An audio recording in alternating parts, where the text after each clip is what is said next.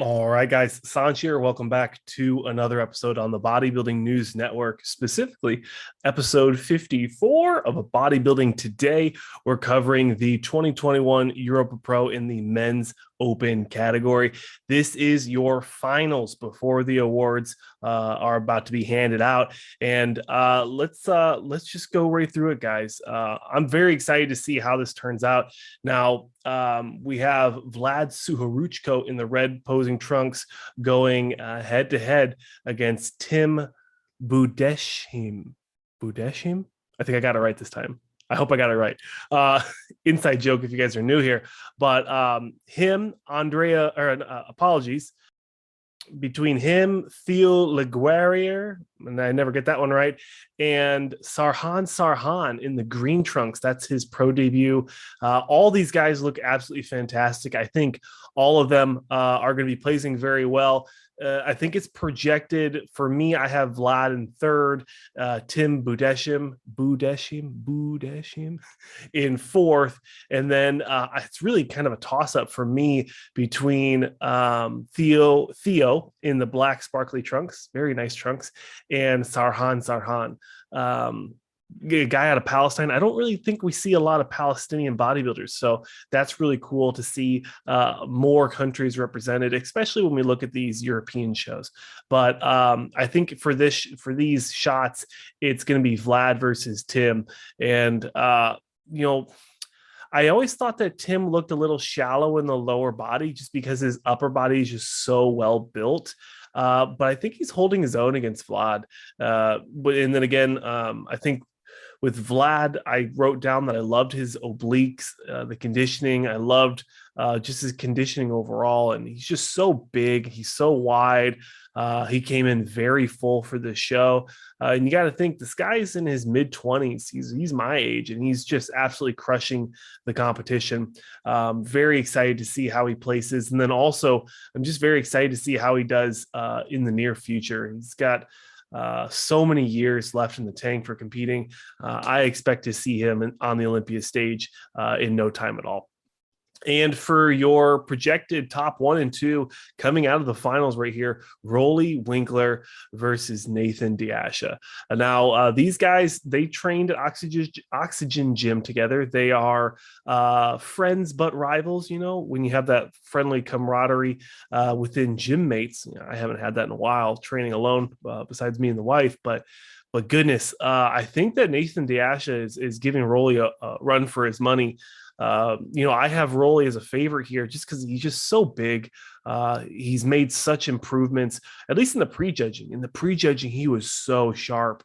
And then I felt like he got considerably more soft coming into the finals, the individual routines, things like that. But even now, I thought that he looked good, but definitely a softer version compared to prejudging. You'll have to go back and watch the prejudging. It was, when he first walked on stage, I was like, holy cow, did he make some improvements from Chicago? But what else can I say? It's very comparable in some parts. Just looking at that back shot there, it's very different physiques on the back, just the way the muscle sits, with Nathan Asha having much higher lat insertions, whereas ROELLY WINKLAAR is much more like Kai Green-esque. But then when you look at the legs, I think they're very comparable as well. But I think I'd actually probably give it to Nathan Asha in those back leg departments. Just very thick, very wide. The side tries, I really don't like what ROELLY does here because it just doesn't really show off like the whole physique. It just shows off the triceps, and if the hand's not in the way, it'll show off the hamstrings a little. But that's just something I've noticed just kind of watching him compete, is he never does a traditional or a contemporary tricep shot. But overall, I think I'm gonna be happy either way, because the big thing is they both qualify for the Olympia. The top 1 and 2 placings get qualifications for the Olympia. So however this unfolds, I think that they both should be happy. But saying that, I know that Nathan Asha probably wants to knock ROELLY off. He's won a lot of shows. Nathan Asha is he's been wanting to beat ROELLY for a while now. He he competed in the 2018 Prague with ROELLY, lost to ROELLY. So this is kind of like he wants this to be his redemption show. Moving into the finals, very exciting, guys. Very, very exciting. I definitely was covering or at least paying attention more to the Open than the 212, which is really not for me. I typically watch the 212, but maybe I was a little burnt out from all the Texas coverage. I'm not too sure. But crazy surprise here. Sarhan Sarhan beating out Theo for that 5th place spot. This is Sarhan Sarhan's, I should just say Sarhan since it's the same word. This is his pro debut.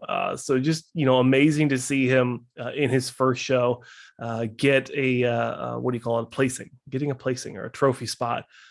Really excited to see the man from Palestine and what his future holds for him in the IFBB, specifically the men's open category.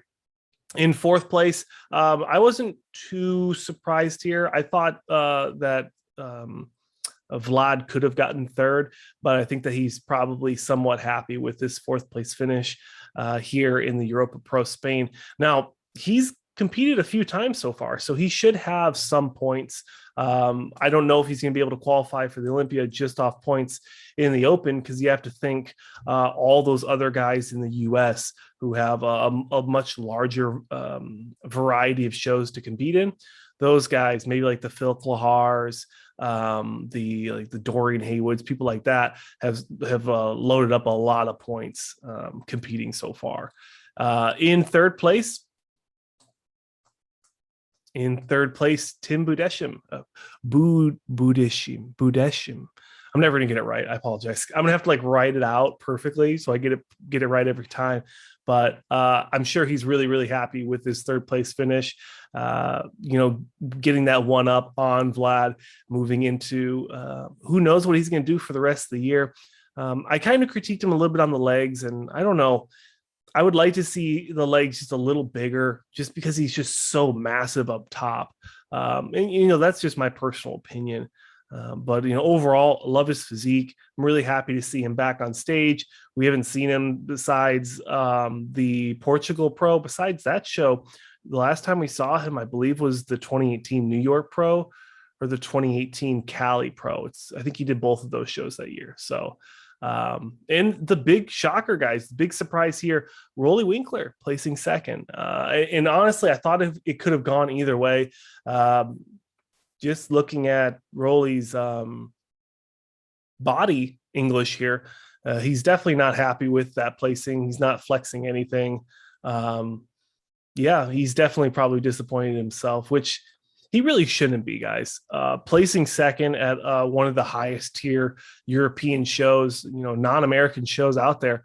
I think that's a big accomplishment for ROELLY. It's a big step up from the 5th place in Chicago. Given that he wasn't in as good of condition as he was in this show, I still think that the lineup here was pretty competitive. So, big congratulations to ROELLY WINKLAAR on placing 2nd here, qualifying for the 2021 Mr. Olympia. He's going to have that time to get ready. He has the Arnolds to splash into. So he's going to have that time to perfect his physique, that package that he's going to bring to the Olympia. But really the tail of the tape is Nathan de Asha. He took last year off after not being able to compete at the 2020 Olympia. He took the rest of 2020 off, just put on as much muscle as he could, really focused on training, working down there with the team at Oxygen Gym in Kuwait. And it paid off. The first show he comes back, he wins again. I know Giles was talking about the guy in the booth for the show. He was talking about this is his 8th show that he's won. I mean, math is hard, but I didn't think he won that many. But I mean, absolutely amazing to see a really, really good condition of Nathan de Asha. I'm very excited to see him step on stage and really crush the competition. But let me know down below, how do you guys feel about Nathan de Asha competing here? How do you think he's going to do at the Olympia? He might even be on the Arnold card. I can't remember, but let me know down below if he is or not. I'm sure I'll figure it out in a second when I Google it. But let me know how you think he's going to compete at the Mr. Olympia. But that'll do it for another episode on the the Bodybuilding News Network. Also, before this video concludes, I want to thank the sponsor for the coverage of the Europa Pro and the Texas Pro. Peak Performance Labs was kind enough to come on board and sponsor the coverage of these shows. So if you guys want to support my channel and check out a new brand out of Canada, check out peakperformancelabs.ca, and you can use my sponsored athlete code SANCH10. Sponsored athlete, right? Sponsored microphone code SANCH10 at checkout if you guys want to support the channel. But that'll do it for another episode on the Bodybuilding News Network. I really appreciate all the positive criticisms. I've seen some not so positive, and I shouldn't even give them the platform because it's just so negative, but I appreciate the positive critiques and how constructive criticism works. I appreciate that as well. So if you guys see something that I can improve on, please let me know. If you guys enjoy this style of content and you want to see more, check out the channel, consider subscribing. My name's Sanch, your host, and I'll see you guys in the next one.